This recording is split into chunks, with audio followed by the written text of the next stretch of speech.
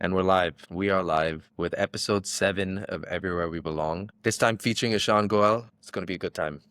This is our second guest episode, second one with a real NRI, a very true NRI. So there's going to be some good conversation and it's going to be fascinating. And I feel like there's going to be some good tangents as well. Ishaan is what you'd call a truly global Indian, as he's had the privilege of being from India while encapsulating the culture of many different countries. Growing up in places like Malaysia, Singapore, and Canada. When he was very young, at the age of around 5 or 6, his family first ventured out of India to Malaysia. Most of his childhood following that was in Singapore until he moved back to Gurgaon, India, where he stayed for a few years before he left for university in Canada. At the University of Toronto, he observed several different cultures while still nurturing a connection to India, which he considers one of his homes. Living a majority of his life outside of the country and then coming back and seeing all of the change here has been a crazy journey, and he's very proud to be an Indian, representing his country wherever he goes. He's very rooted to the culture, never forgetting the food, the people, and all of the cricket, of course, while acknowledging that there's a lot more to India that he's discovered in detail more recently. There's plenty he's learned, even through its historical figures. One could say that he is an NRI in the truest sense, having seen these cultures and adapted to them. Right. All right. Let's get into the questions. Question 1. Have you been enjoying your time back in India? Of Yeah, so thanks for the introduction. Yeah, I mean, it's been course. a fascinating journey. I've learned a lot, grown over the past few months or so since I've been back. And it's just incredible how much things have changed, especially where I'm in Gurgaon. Having left when, Gurgaon was still relatively getting urbanized. And when I come back every time, I swear there's so much happening. It'd be funny, but for NRIs like me, even things like UPI was a big shock because we didn't know what that was. I've had instances before I had UPI where I'd be walking around in this country with cash and getting stares from people because you don't know how that worked or what it is because we don't have that in Canada. I've only heard of Apple Pay or Samsung Pay before that. So it is incredible how it continues to be a blend of everything that is still like technology, AI, urbanization, but also a lot of the stuff that still pulls us back. So you see a whole spectrum in India, and that's, I guess, the beauty of India and what makes us very unique. Absolutely. There really is. And even with UPI, I remember it coming in and it was forced on everyone when Modi demonetized our cash, right? Suddenly, which is why it took flight so quick. Like, I don't think it would be as ubiquitous as it is. We're so used to it that everyone has it. But I didn't account for the fact that it wasn't in the West because as an Indian, I feel like the assumption is that with developed countries, right, we assume that they have everything we have and Yeah, more. yeah. But there's so many ways. India is such a dichotomy because it's like you can walk 200 meters and probably encounter like a low income encampment or living quarters of people constructing something. People who are working their way up and really not in a great place financially. But at the same time, like you can walk 200 meters from there and like end up in a beautiful office like this and see how far like even the startup world has gone and like how much innovation is happening same at the same time. It's wild. Um, India's a fascinating place that way. It's crazy. Even in Dubai, I don't think they have as much UPI usage, although they did start recently. Yeah, and I think they've been trying. I believe even Paytm has an office in Toronto, but I'm not sure if they've managed to penetrate the market. And I wouldn't be surprised if adoption isn't as quick yet. And you bring up a very good point that, we assume that like the West has everything covered, but the Asian market has really revolutionized how things are. And why I bring this up is having lived in Singapore, some of the stuff I saw there as a kid was way ahead of its time that I haven't seen in schools even here or in Canada, for example. Even before 2010 when I was in primary school, having like electronic card system to pay for your meals as a grade 2 student was pretty Yeah. common, like normal for me. But when I came back to India or in Canada, that was considered really high tech for that time because they didn't have that technology. For me, it was normal, but like the world's really different in different places. Yeah, it is. And what's considered normal is different in different places. The baseline is completely different. Yeah. So, considering you've been to so many countries, which one feels like home to you the most? That's always a very tough question because I think one of the constant crises of being an NRI is an identity crisis. And I think I'm not the only one that can relate to it because, you love Canada, but you don't really belong even if you've stayed there for so long, for some reasons, maybe because your family's not there or it's not always your culture. I've grown up in Singapore where, you know, it's a blend of a lot of immigrants too, but it's like, well, and it might be a bit of a sensitive topic, but I remember the time when, you know, racial abuse was still okay. And as a kid, you didn't realize at that time that you were getting racially abused for your skin color, but it did happen, right? So, and then there's the paradox of India because you are an Indian, but then people, I remember coming back to school in India and often being viewed as an outsider because of the way I talked or the way I did things. And it kind of makes you feel like you belong nowhere, but you kind of, you know, capture different pieces of different culture. Although Yeah. truly, I would say that my heart is Indian in terms of my traditions or the culture or the food that I love the most.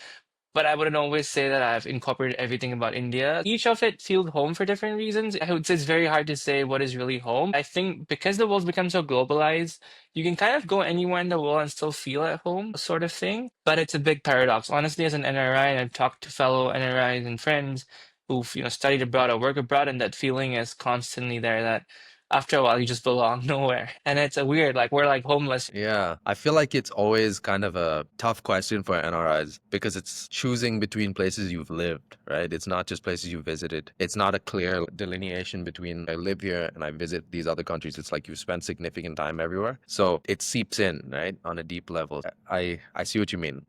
But I'm sure that over time, like India does feel more like home because the chaos feels a little bit more palatable. Trust me, coming from Singapore, where which is like, you know, people follow the rules 24/7, it's a very strictly enforced nation. I remember trying to cross the road in India by myself for the first time. I was like shaking, and then I see people casually just strolling across the road, and I'm getting used to it. I'm not saying this is what we should do. We shouldn't jaywalk still, but it's easy like how much of a culture shock you get at each of these different places. Yeah, we shouldn't jaywalk technically, but in India, it's not even a crime. We need It's people can walk. we need more footpaths, and also we need people to enforce footpath usage because Indians instinctively will walk on the road. That's just Yeah, how it is. This is what we feel that's a like doing.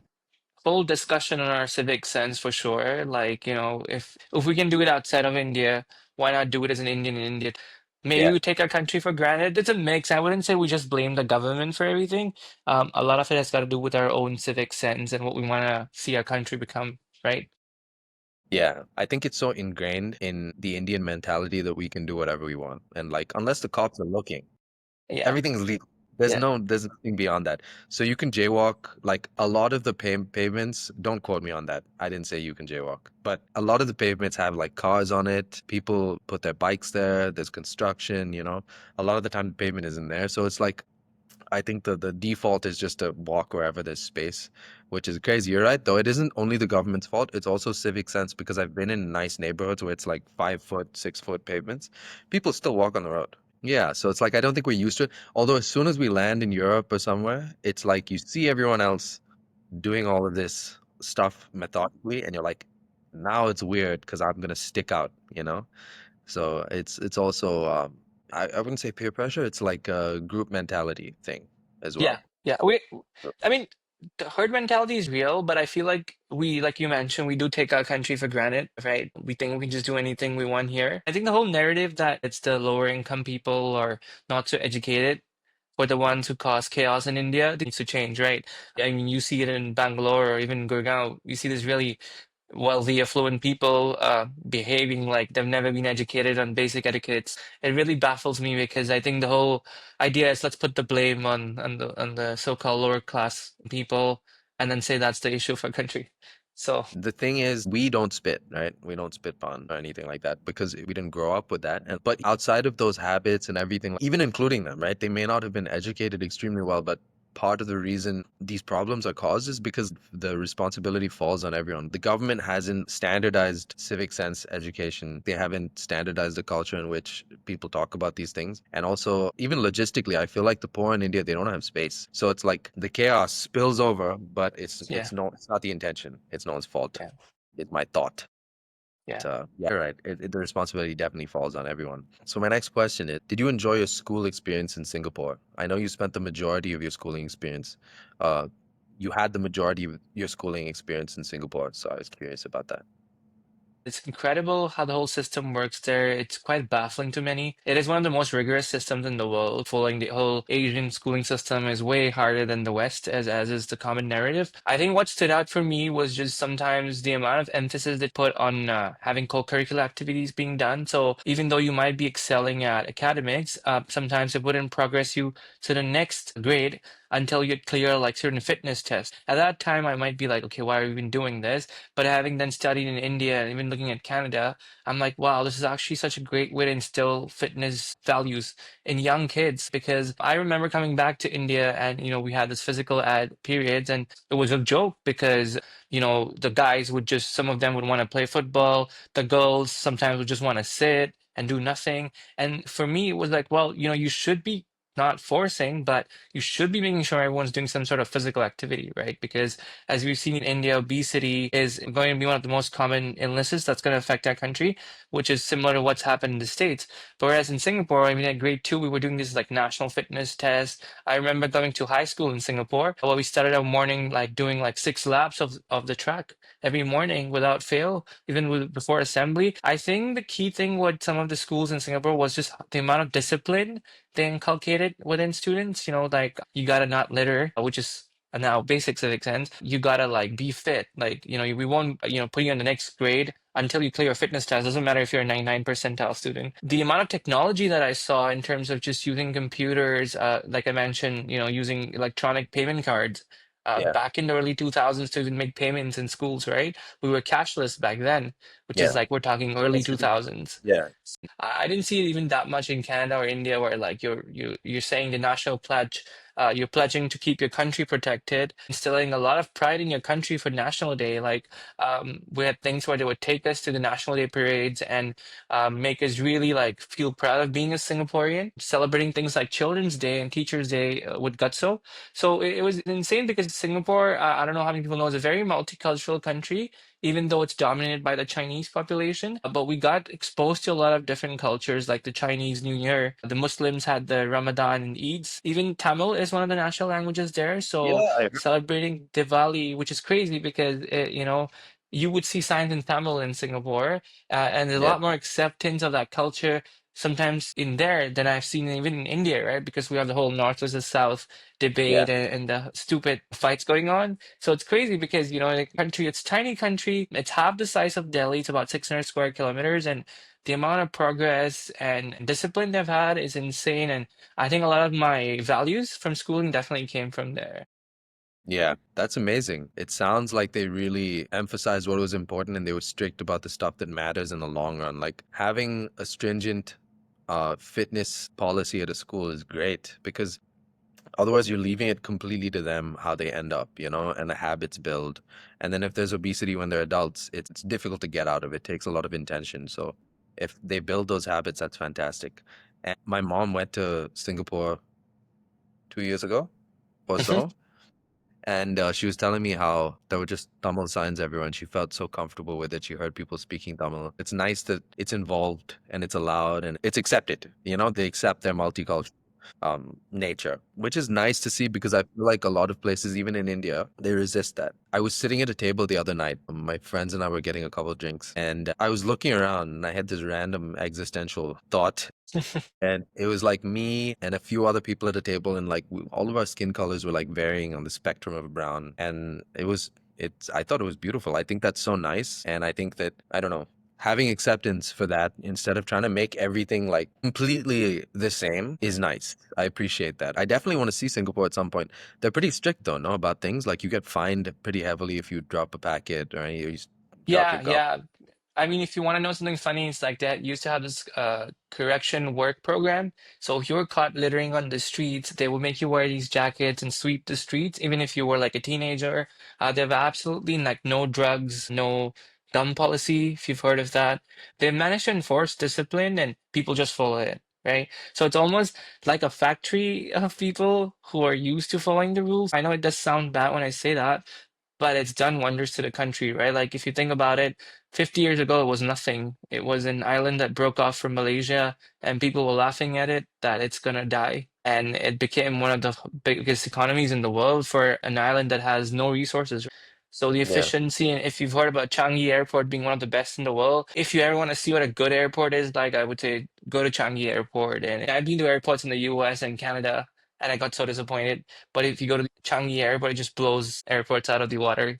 East is forging ahead fast. It's like Chinese technology, like Singaporean discipline and their infrastructure is ridiculous. It's this overarching understanding that everyone in the West is ahead. It's changing slowly. Like, Coming back to India, I've often got used to make fun of like, okay, how do you even what you probably don't even know how to speak Hindi or your mother tongue. You're not Indian and that kind of jibes, that happens when you come back. And I want to highlight that, we were talking about how multicultural Singapore is. They even used to have because you all have to pick a language that you want to learn, which is your mother tongue, like Chinese, Malay, or Tamil. But if you're yeah, not one of them, they also had special weekend schools where you could pick any of these Indian languages, and that's where surprisingly I learned all of my Hindi in terms of writing and speaking because they had Hindi, Gujarati, Punjabi, and all that. So I was just amazed that we were given the opportunity to learn my mother tongue because I could have been like one of those. I have a lot of friends who grew up their whole life in Canada or the States, and they cannot read Hindi. They can speak Hindi because their parents, talked Hindi or Urdu or whatever it is. It's beautiful because when I come back to India or especially North India, I can read all the signs without having to, need Google Translate. No one would expect that a person who's grown up in Singapore would be able to like write fluently as well, because it's just not what you would expect, right? yeah, that's great because to be honest, my excuse for not knowing Indian languages is that I grew up in an international school. But if you were in Singapore and they taught it to you, there's like no Yeah. excuses. That's Yeah. really Yeah. that's great. Yeah, I don't think people expect NRIs to understand script for sure. Like Yeah. maybe Yeah. speaking, but script is a different ballgame. So how do Canada and Singapore compare to India education-wise? I think you spoke about the difference between how regimented it is, but in terms of learning and all-round intelligence, how do you feel like it compares? Right. So I guess my scale of comparison would be very different because, one part was primary schooling. India was more of like late high school. Canada was purely like university, and it was really exciting to get into University of Toronto because honestly, I didn't know how good of a university it was until I looked it up after getting the offer letter. So it was crazy. But I would say, now it makes total sense why there's so much innovation in R&D in places like Toronto. If people don't know, this is where insulin was invented at the University of Toronto. A lot of other important scientific discoveries. What I found very different, Sam, about the university is you're not just running after grades. People are desperately there to like gain the knowledge. For example, for me, working in research labs taught me that all my grades and doing well in exams doesn't matter as much as what kind of practical skills I was learning by like learning how to clone DNA or working in a research lab with these professors who don't care if you're smart or dumb. They just care about, are you willing to learn something about research? Are you willing to do like unpaid stuff just because you want to learn, right? So there's so much innovation going on in there. So that I think just is much higher than what I've seen. And unfortunately, I can't compare to Indian universities, but whatever limited I know is that R&D is definitely not here right now. It's more about getting the idea to be executed. But like in places like Toronto, there is just so much innovation that's happening. You get to see these incubators, you see these research labs. There's next level robotics going on, and the best part is you're not really discussing GPAs and grades as much as we were in India. What is your IT rank? What is your AIR rank? And how do you do in engineering? And how much do you get in board? When you come to a place like Toronto or Canada, like nobody cares. Like you could be mingling with a person who's gone to Harvard, but they're all just very humble about it. And whereas I felt like when I was in India and even a bit in Singapore, it was like the obsession to just get your 95%, ace your exam, but not so much learn about what you've learned, right? Yeah. So I definitely found that in the schooling system. What I appreciated about the Indian system though was the emphasis on learning the roots well, like learn your math well, learn your science as well. So it's crazy in Singapore because they love to segregate students based on your academics. After grade six, I don't know if you're aware, they have an exam where you get a score. It's called primary school leaving exam, or at least they had it back then, based on which they segregate you in different high schools on how well you have done in the exam. So the top 2 to 5% go to these special, like top elite schools. The 5 to 20% go to these like express schools, and everyone used to be classified as dumb below that. We're going to these like normal secondary schools kind of thing, right? What So percentage was beneath that? where people are considered. Basically, I'd say like the top 2 to 10% had a score above certain threshold, go to these special schools, and there's normal. And then the worst was like normal technical, where the idea was that you're not going to make it to university. You're just going to end up in a polytechnic or a college and call it a day kind of thing. So weird. It is weird because imagine having a grade 7 student only getting to mingle with like his kind of GPA kids. Yeah. We had certain interesting subjects like religious and moral education. We had a course in how to be a gentleman. So yeah, I would say each of these countries had their pros and cons in that aspect. Fair, fair. I think it's very Asian to be like, we're gonna separate them based on grades and really like milk the good ones for everything they've got, you know? But a course on how to be a gentleman sounds amazing. That's great. I hope it paid off. I'm sure it sunk in. Overall, I'm sure that it was good. And the other thing is, in India now, the conundrum is private schools are really expensive from what I've heard from young parents. The beauty of those schools in Singapore is most of the good schools are government schools Mm, with barely any fees to be paid, at least at that time. Unless you really wanted to go to those special, like international British schools or the Indian schools and things like that. Most of the schooling was really like next to nothing. And it's the same in Canada where schooling is pretty much free if you decide to send your kids to the normal government schools. mm. They do that. That's good because it sets like a unified baseline for everyone, right? Everyone can attend at least until that point. So, what was it like working in Canada, and what are the differences in work culture between there and India, do you feel? I can't comment too much on the work culture in India, but I would definitely say that in Canada, what I've learned is the beauty is there's a lot of collaboration, right? There's a desire to kind of work together as a team. There's a lot of respect and not necessarily intrusion and poking into each other's personal lives unless you're really comfortable with it. And it's not toxic in the sense that they treat you like equals, and this is something I've noticed is very different in India, and at least from what I've heard from my friends, you're expected to be almost like a slave, if anything, if you're working in a typical corporate environment. And I don't think it's the case for every company in India. It's probably getting better, but from friends and whatnot, I've heard it's just like if you're working under a manager, it means you're a slave, and it doesn't matter if it's a Sunday or a Saturday night. If there's work, you gotta answer those calls. Whereas it's very different from the companies I worked in Toronto, like after Friday at like 4 or 5, don't expect an answer from your boss, or even if you had to work late, they will apologize. And I was very lucky that I didn't have to work in like one of those like KPMG. I've heard it's bad there. Or for example, in Canada, they say that the most toxic places to work would be your trading investment firms, where you're logging 16 hours a day. But in normal corporate culture, it's very respectful. Like on a Friday after 2 or 3, people start winding down. It's like time to go home. You can just answer your emails. The last job that I even worked at, every other Friday was a holiday to Mhm. just kind of help you recharge. Every month, you had 2 days off just to recharge, which is Yeah. amazing because I think there was a lot more emphasis on the employees' mental health and drawing respectful boundaries. So I never had a senior talk to me in an admonishing tone or trying to boss me around, and that was beautiful because what it did was it gave me a lot of leverage and courage to speak fearlessly.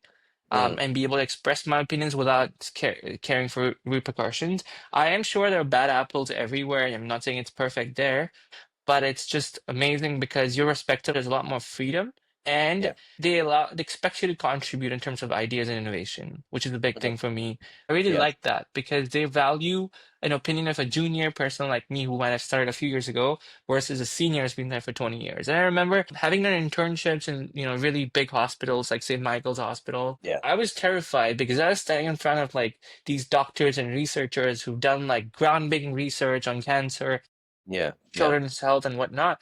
But these guys are just so humble. They talk to you like you're their friend, right? They'll be like, Yeah. "Hey man, how's the project? Are you having fun in your job?"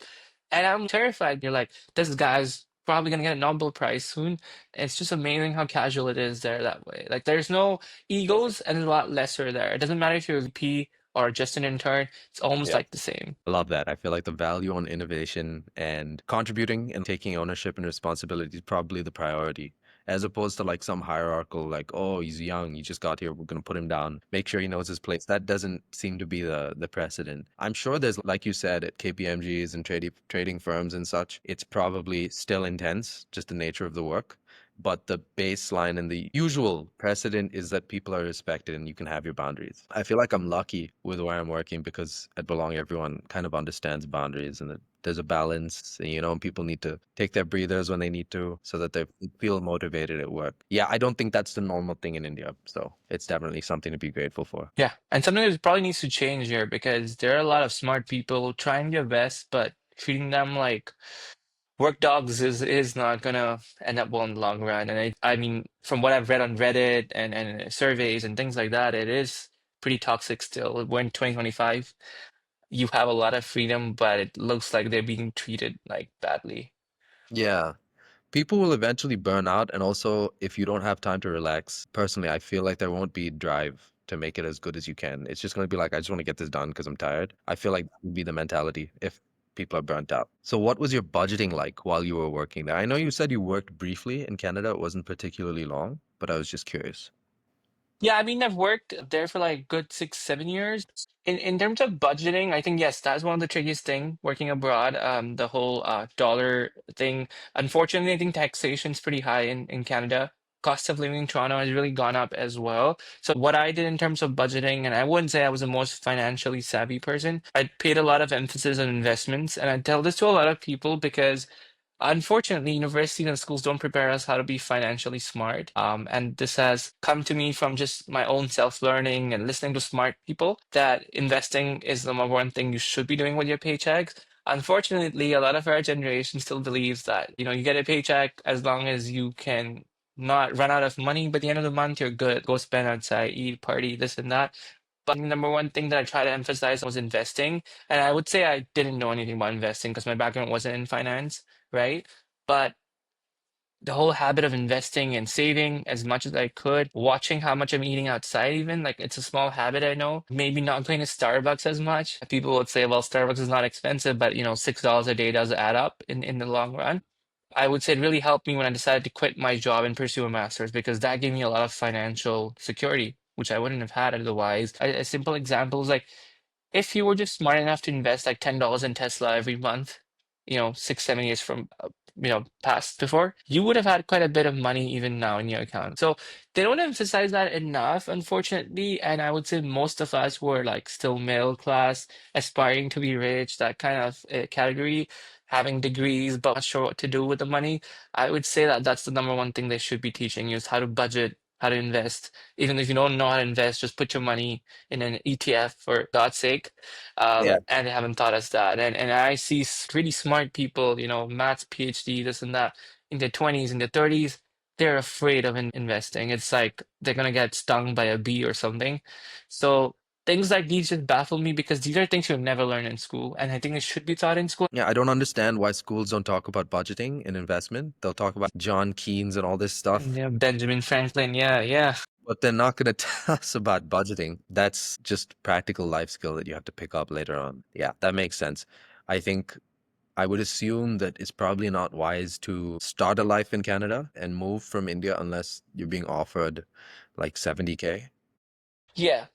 And I would say that that's a big problem right now. I mean, there are tons of students have gone there to some of these non-recognized colleges just for the sake of getting into Canada. And you've heard a lot of these scams in the newspapers here.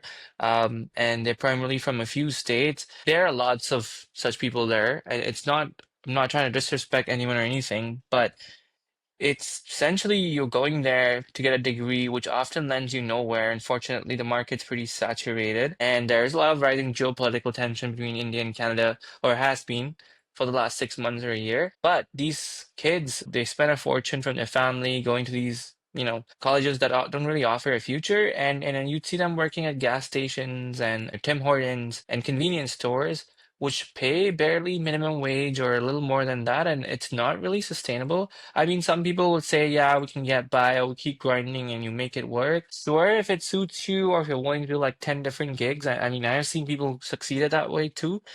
But I wouldn't say it's the rosiest of lives because I do get a lot of people messaging me, how I got into this college and they're asking me for advice because I've been in Canada for a while. I'm like, To be honest, I've never even heard of that college, so I wouldn't say you should even go in. Like you would have heard of names like your Waterloos and your University of Toronto's and McGill's and whatnot, but these colleges that have no name are, right up scams, and it has happened to a lot of students. There have been a lot of students deported, and there is a huge rising anti-Indian immigrant sentiment if you've been following the news because of all of this. Because I would say this is why the government policies have messed up in Canada, where they brought in tons of students who are not necessarily the most educated or qualified, gotten them into these colleges, and that's created a huge ruckus in Canada itself because they're looked down upon, unfortunately, for being a nuisance or whatnot, or just because they're unemployed. And it's a huge debate within the Canadian community right now as well. You think that's because culturally, like they don't speak English well and they sound different, or what is it that causes this perception? I think yes, that's a very valid point. Like, well, it's crazy because you would assume most people coming to Canada, even will be giving the IELTS and the TOEFL exam. But Yeah, for some reason, a lot of these people who've been gotten admissions, you would be surprised because you often wonder how did they manage to clear the basic English exams, right? And again, I don't think, personally, don't think you should ever discriminate on someone not being able to speak English. of But course. there's a Toronto called Brampton, Yeah, I've heard and of I'm sure Brampton. you've heard of Brampton with the likes of Sidhu Moosewala and stuff like that. It is known to have the highest insurance rates in the country. And not surprisingly, most of the drivers are Desis and specifically known for really bad driving, violating the rules. So it's really given a bad name to the community. Not everyone's like that. There's tons of, people from Punjab and other places that come from India, the 60s, who have like worked really hard. But the recent influx in the last 5, 10 years has caused a lot of damage to the Indian community. We do see a lot of hate, racism rising towards them because it's like, man, these guys are so uncivilized. They're like Yeah. peeing on the streets and this and that, blah, blah, blah. As an Indian who was not very educated, maybe that's normal, or you're scared coming to Canada. You cannot tell people not to be racist. I feel like there's a couple points I have with regard to that. Like, I've heard of Brampton a bunch, especially because of Russell Peters and stuff. I was a huge fan. I am a huge fan. So it's like when I read his book as well, and he talked about Brampton, and he said that there were a lot of Anglo Indians and stuff. He's Anglo Indian. I'm also Anglo to an extent because of my dad's side of the family. I don't think you can get angry with people considering it a nuisance if they're peeing on the street, if it's loud, if there's dangerous driving. I think it's hilarious that the insurance rates are the highest where the Indians live, but it's also not ideal. My dad used to tell me when I was a kid, like when we used to discuss the prospect of living in other countries like England and the States. I have family there. My sister lives in England, and there's a lot of my relatives in the States as well, near Atlanta.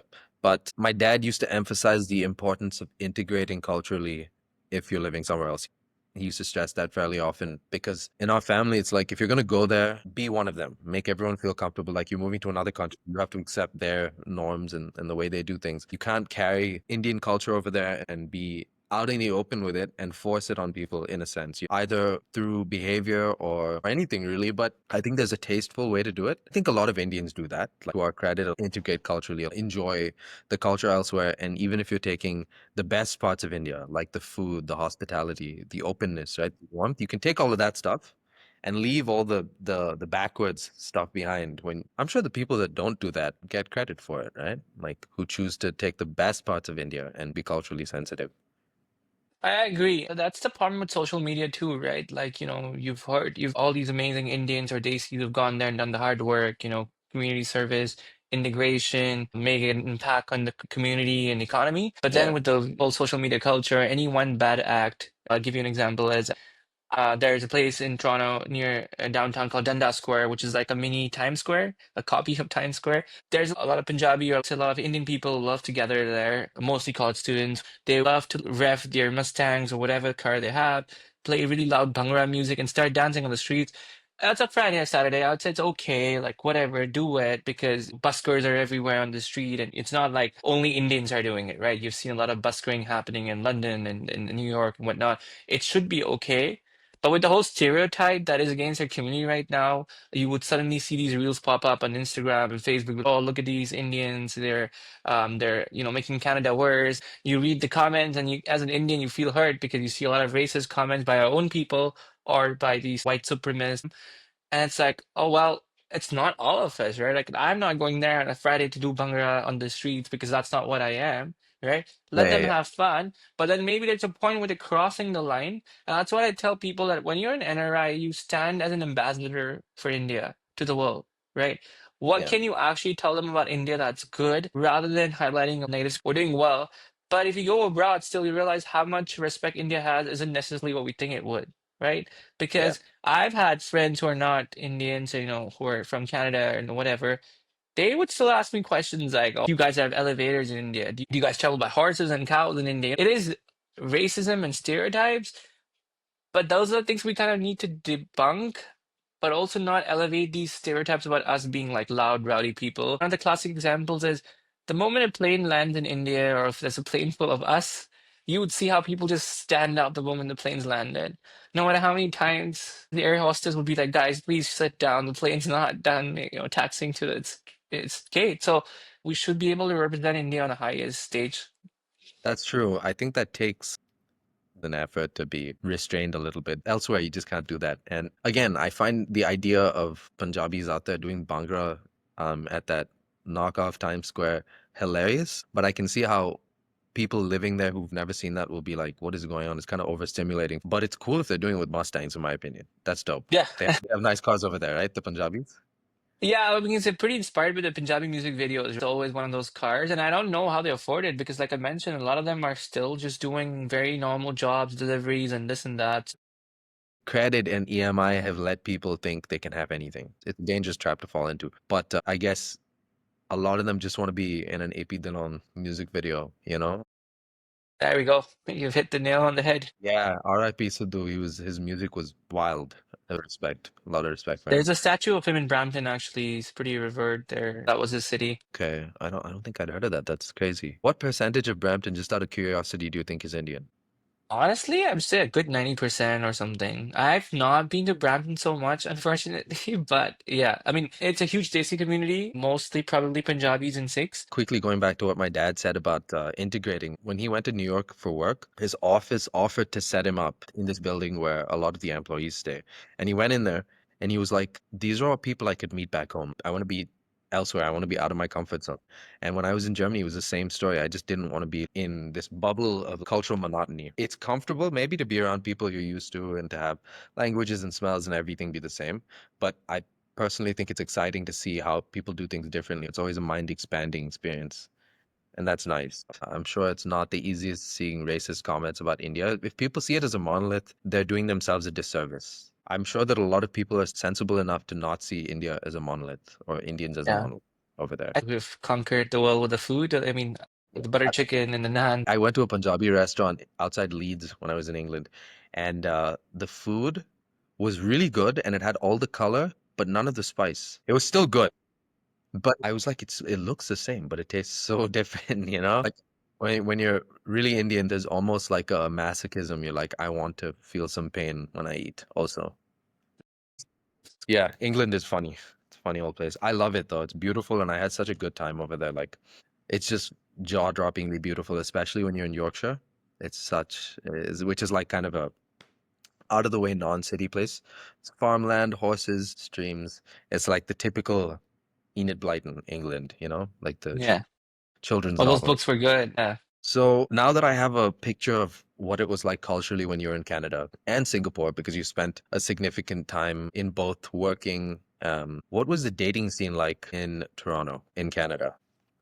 Oh, that's a good question. So I would say like the big cities are not the best, even though there's a lot of choices. I would reiterate the point that meeting people has become a lot harder, at least for this generation, especially since COVID. It is also a mixed bag in the sense that the cultural monogamy is there. The Indians are usually going to date with another Indian or Desi person. So the races are very distinct still to a great extent. There is a bit of mixing for sure, but I Mm, would say in terms of the dating scene, again, it's a numbers game. So I speak from a perspective of a guy versus a girl who probably gets like the ratio is what 10-1 if you read that stats on for every one match a guy gets, a girl gets about 100 or 50 matches with the ratio. And it's just a numbers game. So it is tough meeting people there in general. It's not easy, I would say. Even just going to places people are a lot more reserved. And sometimes I find that India is very easy that way. You can just talk to anyone and they don't care, right? But the cultural monogamy still exists a lot, and the whole stereotypes, I would say, hampers the dating game to quite a large extent. Even within our Indian community, it's like, what kind of Indian are you? Are you like an Indian Indian? Are you like an NRI Indian? Are you like a born in Canada Indian? So you would see those levels even amongst the dating scene, which is really whack because it's like we're segregating our own people based on the kind of Indian you are. I've seen the whole accent thing is a turn off for people sometimes. Oh, do you have an Indian accent or do you not have an Indian accent?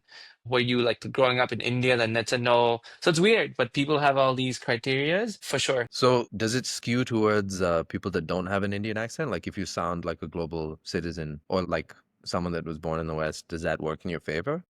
I think it does. Yeah, I think it does for sure. That's there. Interesting. But also like attracts like. So like you say, right? There's a lot of Indian students who go there, for example, for their masters. They often end up being like one group as well. See, interesting. Very interesting. It's so funny how that works across the world. I feel like being westernized or being culturally similar to them would probably make people comfortable over there. That's interesting. And I would say, speaking from a perspective in Indian, that we don't always have the best reputation. I don't know why, but maybe it's the whole stereotype that Indian guys just go crazy every time there's a girl and they slide into DMs. I honestly don't know, but I've heard a lot of negative stuff, and it's like, oh man, now I have to fight for my people. Yeah, You know, not all of us are like that. that's a heavy weight to carry though, to feel like you have to improve the perception of a nation when you're out there. Even in India, though, I've seen Indian girls speak negatively about guys. Or I don't know if it's about Delhi boys, because Delhi definitely has a much Bad more negative reputation. reputation. Yeah, so I could go to Bangalore or somewhere and say I'm from Delhi, and probably be met with a lot of mixed reactions if it was the dating scene, I suppose. Yeah. But you know what's crazy? This is what I noticed when I was traveling. Indian guys may be perceived a certain way, but that also means the baseline is so low that when you are a normal person with good civic sense and you're a gentleman, they're shocked. Like everyone's shocked. The women are shocked.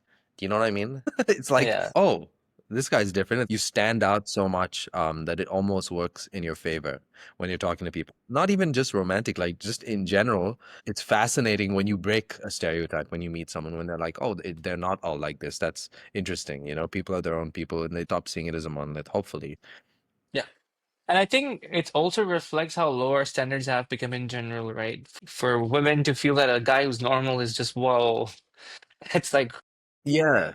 and that's a whole conversation in itself, but I've definitely felt that a lot. Like if you ask a girl or someone if you're okay, if everything's okay, for them it's like a shock because they're like, you're normal. You're actually asking how I am rather than wanting something from me, which is weird, right? Because sometimes not even being romantically involved, you just want to know, okay, are you okay? Is everything okay? And for them, it's like, oh, I've never had a guy ask me that before. And it Yeah, makes me wonder exactly. what's happened. The baseline is like being gentlemanly. It's being patient, right? And having good virtues, being understanding about things, just being nice about it. Like that's just the baseline. That's where it should start. But unfortunately, yeah, in India, the stereotype is that everyone's aggressive, the guys are rude, they have no restraint, and that puts people off. But I'm sure that even there, it is completely varied. I know that from personal experience. I mean, I only went there a few times between when I was like 9 and 13. And it's been a very long time since I've been to Gurgaon, Delhi. But it's like anywhere you meet a variety. So it doesn't work to our advantage for sure. Yeah, no, no, it doesn't. Like I remember being in Germany and this girl was sitting next to me at a table and she was like, I'm gonna text my friends. I'm sitting next to an Indian. I was like, that's how few of us you've seen. It's It like does feel insulting at points, I would say. Yeah, it it is. wasn't insulting. I was just shocked by the fact that like that's how few Indians. It was interesting. I was in East Germany, pretty far out. It was almost like seeing an exotic cat or something. It was like, oh my goodness, I want to Life take. of Pi. Yeah, yeah, yeah. But the brown guy is the tiger in real life. While you were working post studying molecular biology, did you send money home and how did you do that technically? I'd say sending money home, at least at that point, was a pain, or even getting it because I know from undergraduate, most of it was either scholarships or my parents funding it. And it was quite difficult sending money because we had the whole wire transfer thing. And I would say that Indian banks and Canadian banks are both not very efficient. And it was a hassle. You sometimes had to go collect it in the branch in Canada, Or we tried certain alternatives like Western Union. But I'm not talking about too long ago. It was still a time where like apps were getting developed and smartphones weren't the most reliable. But in general, it's just difficult. And even now, when I try to send money, it's usually like one or two apps, but it's not easy unless you like have an own Indian account that you can first transfer to and then do an like internal transfer. So there's a lot of difficulties doing that for sure. It is annoying because it should be something that's super easy to do, right? There's so much remittance outward into India and the other way around, but it's a pain. That's rough. That sounds old fashioned, you know?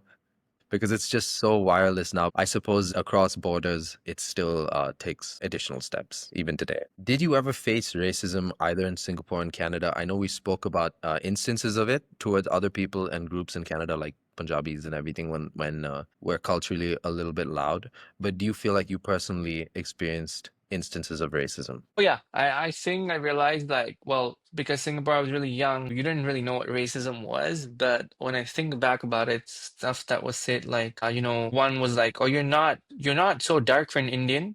So it's like reverse. Other stuff which is fairly common or used to be like, what is that weird smell from your food? And like, why do you speak in a weird language? Like Hindi for them was like weird. Festivals were weird. So I remember a time, even as a kid, subconsciously in my head, I'm like, oh man, I'm not one of them. I'm not fair enough. My culture's so different. Like, I don't think I blend in. You would feel that you don't belong. And again, you can either be proud of what you have or you get like scared. And I remember initially as a kid, I was like, I'm embarrassed. What is this? And I'm not the only one. Like, I've had friends who grew up in Canada when, racism was still there. They do mention stuff like trying to eat their food in privacy or pretending that they only like pizza so that they fit in, and stuff was a lot more intense for them. In Canada, it would be more just like questions about India or my background. Like, I remember hosting an event as a speaker once where I spoke at a symposium in school, and I invited one of the speakers, and she was probably my age.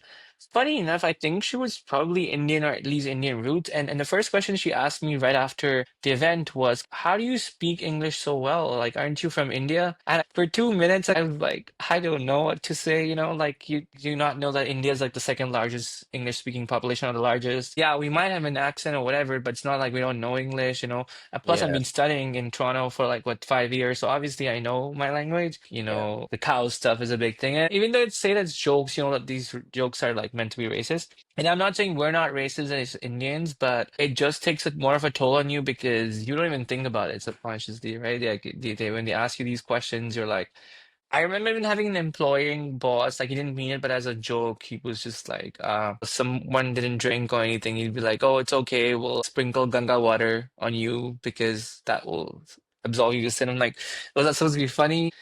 And I would say the shows have added a lot of like Indian stereotypes, right? Even stuff like Big Bang Theory, and the shows from before. They've really heightened the stereotypes about India. Yeah, everyone knows that the most well-known character from a TV show that's determined a lot of this is Apu from The Simpsons. That's Yes. where it started. That's where that that's where that began, and then Yeah. it carried over to other shows, and we're like, oh, we can have an Indian character, but you have to speak like in an accent where the consonants are super emphasized and you don't pronounce vowels right, you know?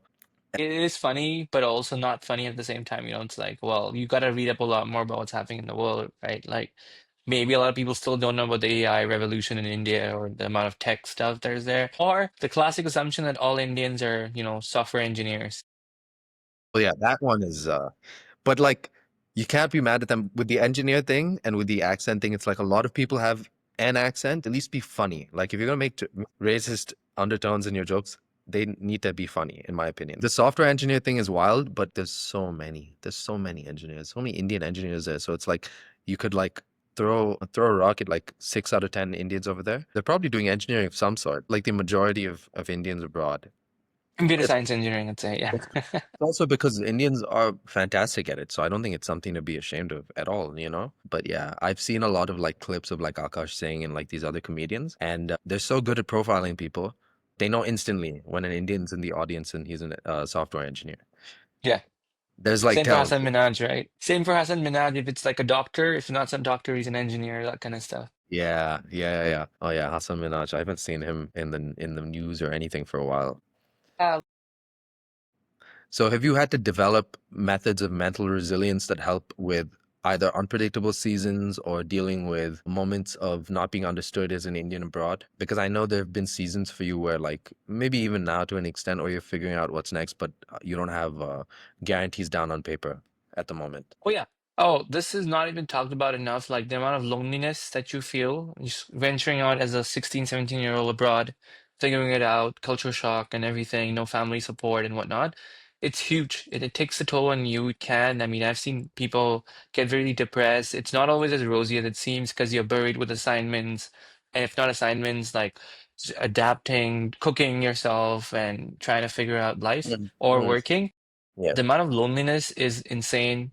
How sad it can get is also pretty insane. And I'm talking about a big city like Toronto, so I can only feel for people who go to these smaller towns like London, Ontario, or in US with the smaller university towns where there's literally nothing except the university. Because you're not able to celebrate your Indian holidays because your family's not there, right? It's not like Diwali is a holiday. It's not like Holi is a holiday. You are not speaking the same language or you don't know how to cook the same food as your mom does, right? So I really stress the need for being actively engaged, like physical activities, doing sports or working out is super important. A lot of absolutely. people I've seen that come from India, especially for their masters and stuff, come in with a lot of bad habits, like because they just go there, they're stressed, they work, work, work, and then just end up gaining a lot of weight or things like that because they're so lonely. For them, it's like Netflix, eating. Maybe they don't find a partner there or whatever. It is pretty lonely. But mentally, I think what's really helped me is I've always practiced meditation. So it's given me a lot of mental resilience and strength, Amazing. especially when you feel lonely or you're conflicted, because moving abroad to pursue a degree is a huge investment and risk, and Yeah. it's not always guaranteed that will lend you a $500,000 job, right? It's not how it works. We don't have placements abroad in like in India. Yeah. It's not like you're placed in a job. So I think being able to do things like meditation is super important, and a lot of people ignore it. It's funny because meditation, yoga, and everything comes from our own culture in India. It's marketed by the Westerners outside, and they make a lot of money out of it.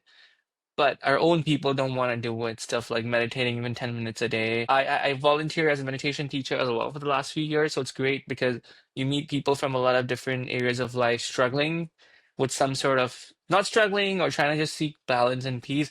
And it's Yeah. impressive because all of them have the same common story. Like you're in this big city of Toronto, but you still feel alone. And it's the same for New York City or London or Gurgaon. So it's become very important in this world and age to be mentally resilient and have these healthy habits.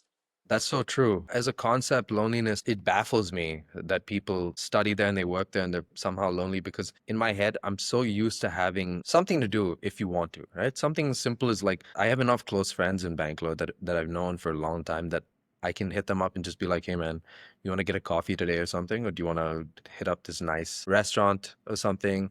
We can go get a dessert at this Malaysian restaurant. There's like so many options, right? And people here are open to last minute plans. I feel like in the West, you can't just show up randomly. They'll be offended potentially. Even in England, like my sister will make a plan with my brother in law's grandparents. They're English 3 months in advance. It's on the calendar, on the fridge. I'm like, what? You're planning a dinner 3 months in advance. That's crazy to me. But going back to mental resilience, culturally, I feel like it's easier to be lonely there. So meditation seems like a really good way to go. What were they guided meditations? Yeah, I mean, I've been practicing this technique ever since I was a kid, so it's definitely helped me through the whole teenage years and whatnot. It keeps you very grounded, I think, because, the whole conflict of being not just an NRI, but a teenager or a person in general, adapting to different cultures, cities, and whatnot, is very draining and challenging. One of the biggest fears a lot of parents have is going abroad will lead your kid astray, and it happens, right? And what I mean by astray is you get unlimited freedom. You can do whatever the hell you want as a kid abroad, right? Your parents would never have to know, and I have personally seen people really plunge down the dark hole, unfortunately, only to realize it's too late, and it took them a while to come back, and it's not fun, right? And the problem with a lot of countries like the West, like in Canada and the US, is addiction rates are really, really high. It's not talked about enough. Mental health deterioration is also very high, but it's not talked about enough, even though there are a lot of programs now. And there's a reason for it because of the fact that loneliness is a big thing there, right? It's not as community based as India is or was, at least for the most part. So you are prone to more of these episodes that people experience of loneliness, depression, and we don't talk about it. It's even more harder to talk about it as an Indian because it's taboo in our culture, right? That has to become very important that we educate people on the need for some sort of mental techniques like meditation, even just trying to socialize with people of different cultures, like you mentioned, super Yeah. important. But a lot of them don't. I've personally seen people spiral down. I've volunteered at these like shelters where people have had like, for example, addiction issues or whatnot. It is tough because it's so common to have there, it's easy because everything is so freely available. Okay. When you say you worked at shelters, you mean like Indian students have gotten into a situation so bad that they're at a shelter? I've seen that personally. It's not like only Indians, like it's in Of course. general. Homelessness is a thing as well. Drug addiction is a big problem there, right? So it just sucks because I've personally seen friends or friends of friends who've just lost control because there's so much freedom. They can do whatever. Turns Yeah. out the schooling thing becomes a huge like a party adventure, but doesn't end up so well, sort of thing. Yeah, I feel like if it's a huge switch from being in India and being supervised and having family here and like always kind of having dad's side eye on you when you're in India, and then suddenly you're in like Canada and no one knows anything about what you're doing. It's like a conscious choice to be disciplined, to stay in your lane and to choose not to do that. Whereas if you kind of let the beast put a finger on you, like you give the devil an inch, it's probably going to take a mile. I hadn't thought of that. And maybe it's also just an escape from loneliness. So meditation's a great way to go for sure. Did you read any books that maybe helped give you healthy perspective while you were Yeah, abroad? I think definitely reading is super important. It's not stressed about enough these days, right? Because we have our phones and the social media buzz, but just reading on stuff around like you mentioned the books, just books on investing or anything about knowledge, or even just self-help and growth on podcasts. There's so much out there right now that can really motivate you that I've found that it's given me a lot of hope in my life too, right? It's not always true that things are rosy when you go abroad or things are rosy in life in general. And so to be Yeah. able to like go through those humps, it's super important to have like a toolkit to be able to fight this because more often than not, we're realizing that we don't always have the power to fight it ourselves, right? Because we become so engulfed by the issues. So these kind of books or just podcasts were really useful in just giving a new perspective on how stuff works. I got to like listen to all these incredible people who've gone through a lot in life and then they just stood up again. So it always gives you inspiration, right? Because you're not the only one that's lonely. There are a lot of people out there who've gone through similar situations. I listened to this podcast with these two dudes on it. Like I listened to a few. I really like Chris Williamson's stuff. They're fantastic because he does stuff with Naval Ravikant and everything. And there's a lot of Rogan clips that are great. But also, just when I want to chill out, sometimes I'll listen to this guy, Joey Diaz and Lee Syed. And those podcasts are deranged. Like the stuff they talk about is ridiculous. Yeah. But it's just comforting to listen to this crazy person be an amazing storyteller, you know? Podcasts are fantastic. Just like engaging in stuff so important. I felt like me going to events, contributing to community really gave me new perspectives, right? I was constantly playing like football, cricket in terms of sports when I was in my undergrad, trying to go to Yeah. these like competitions and volunteering. And it gives you so much free time that you can kind of use wisely and learn from these experiences. Yeah. I feel like it might be unfortunate for a lot of people because they are culturally just so different. They've grown up in like proper India, and then they end up over there. It's tough for them to break that initial barrier. But for someone like you, I would assume that the initial perception fades pretty quick once you start talking to people and like hanging out with them because they're like, okay, he's cool. Like we're just people, and he's not like overtly like this different cultural person that I can't relate to. So when you do those group things, it was probably like pretty quick to make friends with people and get I into it. mean, Moving on to the next question. Where during all of your travels have you felt the greatest sense of belonging? I personally love the mountains. So traveling up north in India, the mountains, and I think I would love for the world to know that we do have mountains. A lot of them don't know. We have these really beautiful mountain ranges that are just insane. These peaks with snow, Leh Ladakh, Himachal. There's some stunning landscapes that you probably won't see anywhere else in the world. I highly recommend people who only know India for Taj Mahal and in Delhi to actually go these places which you've never been to or heard of. Because I swear I still get questions from people when they get when their faces are shocked to know that we get snow in India, and they Yeah. don't know that we have some of the highest mountain ranges in the world, right? So I really love that. And other than that, because I grew up in Singapore, I really love the beaches. Yeah. I think my personal favorite would be like being by the beach in Singapore. My Mm, go-to has a lot of other destinations in Africa or Maldives, for example. But one yeah. of my favorite beach places I went to a few years ago was Phuket. The water was just amazing, and Cancun in Mexico. I'm sure. which is also very nice. I would say mountains and beaches just gives me a lot of calmness. Yeah, that they're just such good places. They're transcendental, I feel. They just take you out of everything. Speaking of what we were discussing earlier, the startup idea, which I'll keep a secret, I enjoyed that discussion and it made me wonder, do you feel like India is a better place to start up than the West? Yeah, well, I would say that there is so much innovation here, and there is a lot of volume. It's a volume game, right? So honestly, even if you can tap into 1 to 5% of the market, like I see it with a lot of the apps these days, right? Like grocery delivery and stuff. We have something called like I forget the name, Instacart in Toronto, but it's not as efficient or quick, as in it's not as quick as what you have with Blinkit and all these kind of delivery apps, right? So there's so much innovation because there's so much volume. What I feel is there's a lot more innovation that can happen in the smaller cities, and there's a lot of scope for these things to happen, which hasn't happened. The only hurdle I see with India is the whole red tape and bureaucracy stuff, which I think can be a pain, especially if you're not from India trying to do something. But I Yeah. feel like the pros far outweigh the cons because in a place like Canada, for example, sometimes you're so caught up with the rules and regulations, the lack of volume besides the big cities, that maybe those ideas won't take off, or everything is so expensive, or ideas are just hard to launch. Whereas here, I feel like there's so much scope for different things to work, and there's so many consumer choices that you can actually make incredible ideas work. Absolutely. If you get even a tiny percentage of the population, and I mean like a percentage of a percentage, people that can afford luxuries and city living and to be a typical city person in terms of like the metropolitan perspective. In India, it's like 5%. Even if you get a small percentage of that 5%, Yeah.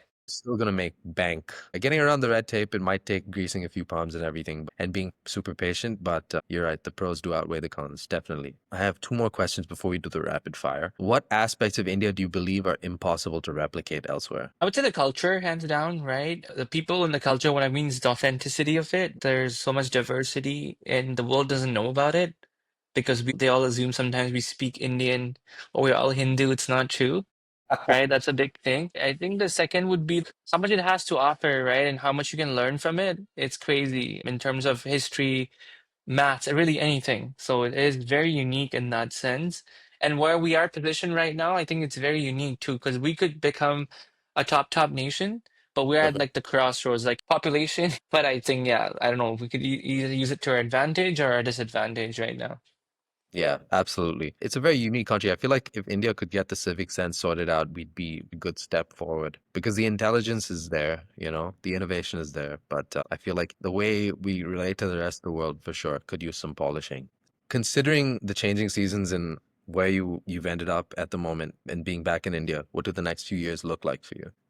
It's a very tough question, and I wish I had a solid answer. But what I really, really hope to do is, like I mentioned, having a startup in India to be able to cause some sort of impact would be amazing. That's one of my top goals, be it a business idea or something that has a social impact. Because, for example, I'm very passionate about like stray dogs and animal rights and things like that. So having a sanctuary for animals, for example, would be a dream come true. But for all of that to happen, I really need to also navigate my professional life, which is like figuring out how do I position myself to be the best possible version of myself, given that AI is really wreaked havoc and for the good and the bad in terms of jobs and like what kind of skills can I bring to the table so that I can have both a hustle on the side or a full-time startup on one end as well as a successful career because I think that's super important at the end of the day if you want to make any sort of impact. I'm excited to see how India will be a part of that journey. I look forward to a lot more traveling in India. In fact, maybe just making stuff more accessible to people outside of India to travel to these places would be nice. Like,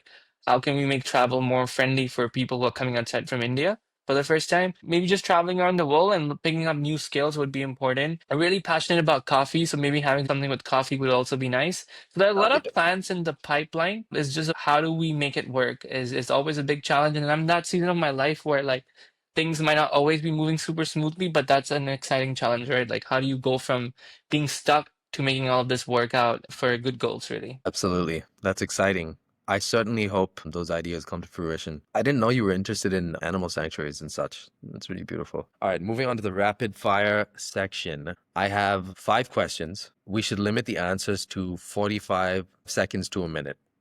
Okay. So whatever comes to your head, just go with it. All right. Question one. Who's your favorite Indian cricketer and why? Oh, I think it would be Sachin Tendulkar because even though I didn't watch him in his prime, just hearing stories from my dad, reading his autobiography, and watching the movie made me really emotional. Although Uh, recently be Virat Kohli because of how amazing he is and he embodies the new Indian who's fierce and gives it back. So I think it'd be a mix of both of them. yeah, I like that he has an attitude, Virat. He's Yeah, cool. yeah. Hardik Pandya as well, swaggy. Question two, if you could go back and change one of your parents' key decisions while you were growing up, what would it be? Maybe not staying in Singapore long enough, perhaps, and maybe having just done university there would have been nicer. But Mhm. then there was a whole thing with the military service that all males have to do for 2.5 years.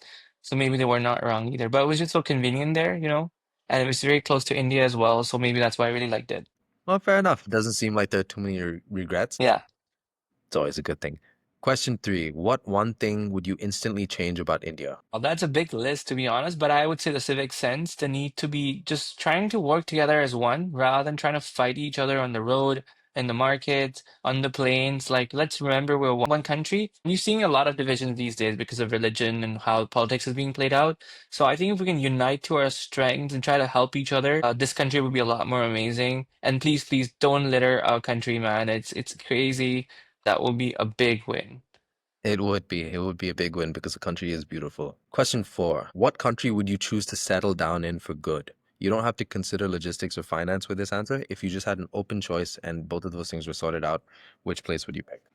So if none of the constraints were there, I'd love to be by the mountains. Who knows? I could be like on the border of Nepal and India in a tiny village nestled by the mountains.